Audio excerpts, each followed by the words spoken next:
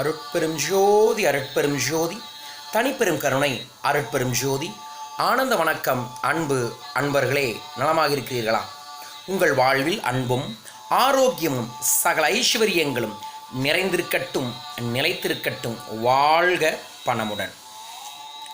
ஐஸ்வர்யத்தையும் நேர்மறை எண்ணங்களையும் வாழ்வியல் மாற்றத்தையும் எவ்வாறு செயல்படுத்த வேண்டும் என்ற பதிவைத்தான் நமது யூடியூப் சேனல் மூலமாக உங்களிடம் ஒவ்வொரு நாளும் தினமும் அணுதினமும் கொண்டு வந்து சேர்த்துகின்றோம்.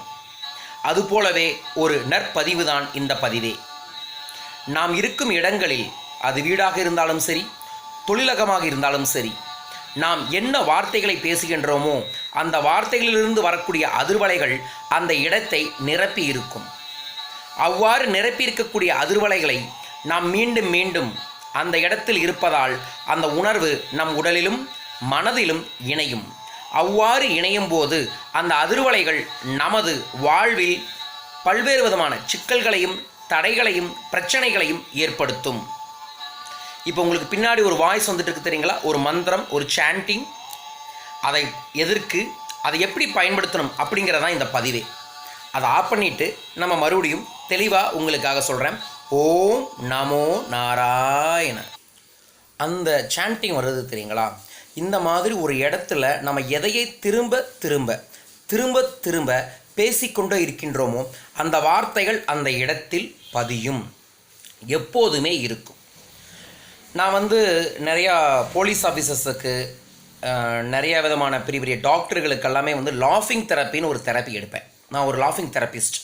அதாவது அவர்கள் எப்படி ஆனந்தமாக இருக்கணும் அப்படிங்கிறத சொல்லித்தரக்கூடிய ஒரு பயிற்சி. அந்த பயிற்சி 2 மணி நேர பயிற்சியை ஒரு இடத்துல நடத்துகிறோம் அப்படின்னா அந்த இடத்துக்கு 2 மணி நேரம் கழித்து யாராவது அமைதியாக உட்காரனாலும் உட்கார முடியாது. இயல்பாகவே அவருக்குள்ள ஒரு ஆனந்தம் உருவாகும். காரணம் என்னன்னா, அதற்கு முன்னாடி ஒரு 50 பேர் இணைந்து நாங்கள் ஆனந்தமாக சிரித்து நல்ல விஷயங்களை பேசி நேர்மறையாக எண்ணியிருப்போம். அதற்கப்புறம் வரவங்களுக்கும் அந்த எண்ணம் பதியும். ஆம் நண்பர்களே, நாம் எதை வார்த்தையாக வெளியிடுகிறோமோ அது அழியவே அழியாது. பேசிய வார்த்தைக்கு நாம் அடிமை, பேசாத வார்த்தையே நமக்கு அடிமை என்பார்கள். ஒரு வார்த்தையை வெளிப்படுத்தி விட்டீர்கள் என்றால் அந்த வார்த்தைக்கு நீங்கள் அடிமையாக மாற வேண்டும். அதே வார்த்தையை வெளியிடாமல் விட்டால் அந்த வார்த்தையே நமக்கு அடிமையாக மாறிவிடும். நாம் எதை திரும்ப வெளிப்படுத்துகிறோமோ அது நம்மை சூழ்ந்து எப்பொழுதுமே இருக்கும்.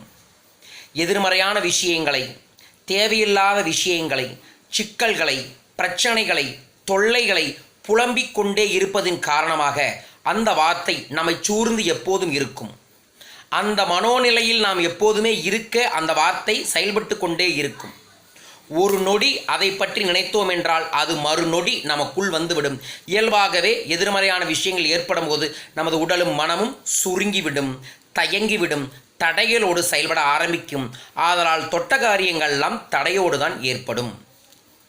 நம்ம கண்ணுக்கு தெரியாமல் ஒவ்வொரு செகண்டும் நம்ம உடம்புல இருந்து டெட் செல்ஸ் வெளியே வந்துட்டு இருக்கு அப்படிங்கிற ரகசியத்தையும் தெரிஞ்சுக்கணும்.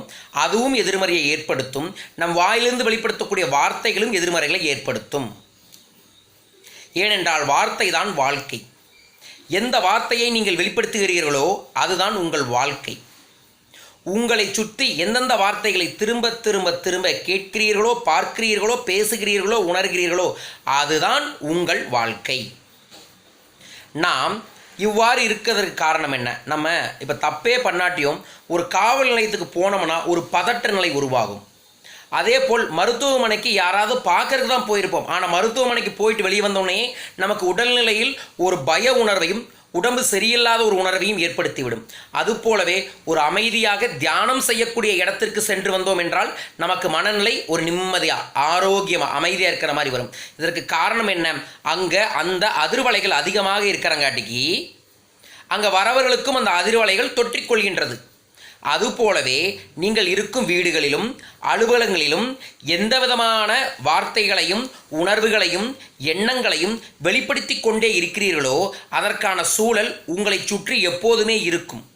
அது மீண்டும் உங்களுள் போய் பதிய உங்களுக்கு எதை நினைத்து கொண்டே இருக்கிறீர்களோ, எதை பார்த்து கொண்டே இருக்கிறீர்களோ, எதை உணர்ந்து கொண்டே இருக்கிறீர்களோ அதை ஏற்படுத்திவிடும். ஆகையால் தான் புலம்பாதீங்க, பிரச்சனையை பற்றி பேசாதீங்க, குழப்பத்தை ஏற்படுத்தாதீங்க, வருத்தப்படாதீங்க அப்படின்னு சொல்வதற்கு காரணமும் இதுதான். அப்படி வருத்தப்பட்டு இருக்கக்கூடிய இடங்களில் எதிர்மறை எண்ணங்கள் வந்து அப்படி குவியும் போது அது உங்கள் வாழ்க்கையில் பிரச்சனையை ஏற்படுத்தும். இதை தவிர்ப்பதற்காகத்தான் நான் அலுவலகத்திலும் வீட்டிலையும் மந்திரங்களை ஒலிக்கக்கூடிய சாண்டிங்ஸ் கொடுக்கக்கூடிய சில மந்திரங்களை திரும்ப திரும்ப ஒலிக்கிறதுக்கு வாய்ப்பை ஏற்படுத்துங்க அப்படின்னு சொல்கிறேன். அது உங்களுக்கு பிடிச்ச எந்த மந்திரங்களாகவும் இருக்கலாம், அல்லது தன்னம்பிக்கைக்கூடிய பாடல்களாக இருக்கலாம், பக்திபூர்வமான பாடல்களாகவும் இருக்கலாம். ஆனால் அது ஒலித்து கொண்டே இருக்க வேண்டும். இதெல்லாம் பிடிக்கல அப்படின்னா இந்த இயற்கை சத்தமெல்லாம் வர மாதிரியான சிடிக்கள் கடையில் விற்கும், அதை நீங்கள் ப்ளே பண்ணி விடலாம். அல்லது நாதஸ்வரம் இருக்கிற மாதிரி, புல்லாங்குழல் இருக்கிற மாதிரி, அமைதியாக இருக்கிற மாதிரியான இசையை வீட்டில் இசைத்து கொண்டே இருக்கிறதுக்கான வாய்ப்பை ஏற்படுத்துங்கள். அப்படி வரும்பொழுது நேர்மறை அதிர்வுகளை அதிகரித்து எதிர்மறை அதிர்வுகளை குறைத்து விடுவதன் மூலமாகவே உங்களுக்கு மாற்றங்கள் ஏற்பட்டுவிடும்.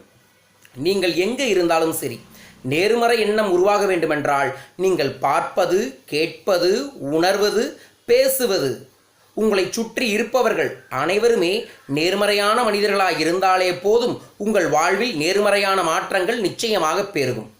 உங்கள் வாழ்க்கையில் இப்போ சிக்கல்கள் இருக்குது, பிரச்சனைகள் இருக்குது, தடைகள் இருக்குது அப்படின்னு பார்த்தா உங்களை சுற்றி யார் இருக்காங்கன்னு பாருங்கள்.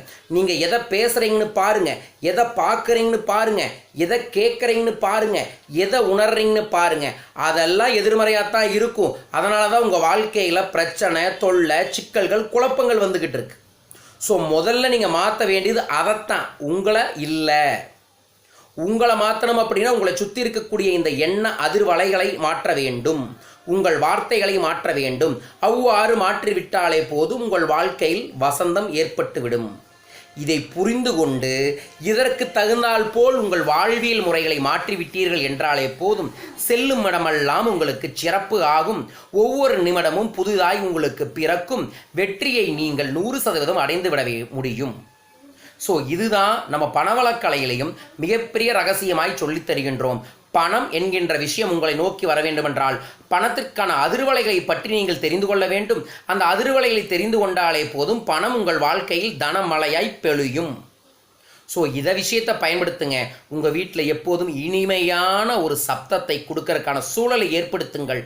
உங்கள் வாழ்விலும், உங்கள் குடும்பத்திலும், உங்கள் அலுவலகத்திலும் சகல ஐஸ்வர்யங்கள் நிச்சயம் நிறைந்திருக்கும். இதை புரிந்து கொண்டு செயல்படுங்கள். இந்த சாண்டிங் எல்லாமே வந்து பக்கத்தில் இருக்கக்கூடிய ஆடியோ ஷாப்ஸில், ஸ்டேஷனரி ஷாப்ஸில், கோயில்கள்லேயே கிடைக்கும். 200 ரூபாய் 300 ரூபாய் தான், ஆனால் அதோட பலன் பல லட்சம். ஸோ இதை புரிந்து கொண்டு அன்பு நண்பர்களே இதை பயன்படுத்துங்கள். உங்கள் வாழ்க்கையில் அன்பும் ஆரோக்கியமும் சகல ஐஸ்வர்யங்களும் நிறைந்திருக்கும், நிலைத்திருக்கும். சத்தியம். அருட்பெரும் ஜோதி, அருட்பெரும் ஜோதி, தனிப்பெரும் கருணை, அருட்பெரும் ஜோதி. வாழ்க பணமுடன். நன்றிகள் கோடி. மறக்காம லைக் பண்ணி, ஷேர் பண்ணி, சப்ஸ்கிரைப் பண்ணுங்க. எங்களை பற்றியான விவரங்களை கீழ்கண்ட தொலைபேசி எண்களிலோ வாட்ஸ்அப் நம்பர்களிலோ தொடர்பு கொள்ளுங்கள். விவரங்களை அனுப்பிவிடுகிறோம். எங்களிடம் வந்து கலந்து கொண்டீர்கள் என்றால் நாம் நமது பிரபஞ்சத்தில் நல்ல அதிர்வலைகளை ஏற்படுத்தி தனி ஒரு மனிதனை ஐஸ்வர்யமிக்க மனிதராய் மாற்றி வெற்றியை உங்களுக்கு உறுதியாய் உருவாக்கி தரக்கூடிய பயிற்சி வகுப்புகளை, பண வழக்கலை, ஆனந்த ரகசியம், பண இசை என்ற தலைப்புகளில் வெவ்வேறு ஊர்களில் தொடர்ந்து நடத்தி வருகின்றோம். வாய்ப்புள்ளவர்கள் வந்து கலந்து கொள்ளுங்கள். வாழ்க, வெல்க, வெற்றி நிச்சயம். நன்றிகள் கோடி.